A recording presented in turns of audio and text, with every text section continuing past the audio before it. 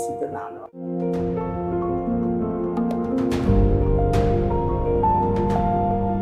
মৃত্যুর পরও আমাকে এফডিসিতে নিও না।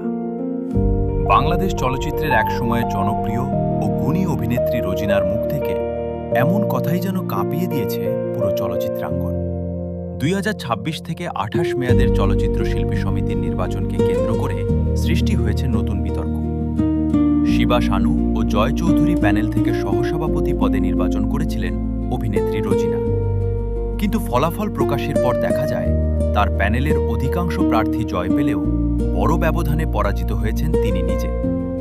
রোজিনার দাবি, তাকে পরিকল্পিতভাবে হারিয়ে দেওয়া হয়েছে।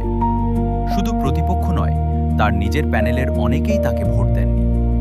ক্ষুব্ধ কণ্ঠে তিনি বলেন, আমি খুবই মর্মাহত। আমাকে একটি ট্রাম্প কার্ড হিসেবে ব্যবহার করা হয়েছে। কারা জিতবে সেটা আগেই ঠিক করা ছিল। নির্বাচনের এই তিক্ত অভিজ্ঞতার পর তিনি জানিয়ে দিয়েছেন আর কখনো শিল্পী সমিতিতে ফিরবেন না। হ্যাঁ, ঠিকই শুনেছেন। যে এফডিসি তার পরিচয়, যে এফডিসির আলো ছায়ায় কেটেছে তার জীবনের অসংখ্য বছর, সেই এফডিসিকেই নিজের শেষ যাত্রা থেকে দূরে রাখতে চান তিনি। একজন কিংবদন্তি অভিনেত্রীর এমন অভিমান কি শুধুই নির্বাচনী পরাজয়ের প্রতিফলন, নাকি এটি আমাদের চলচ্চিত্র অঙ্গনের বর্তমান বাস্তবতারই একটি নির্মম প্রতিচ্ছবি?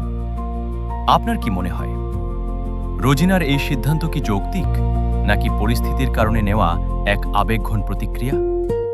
কমেন্টে আপনার মতামত জানান, আর বিনোদন জগতের সর্বশেষ খবর পেতে আমাদের সঙ্গেই থাকুন।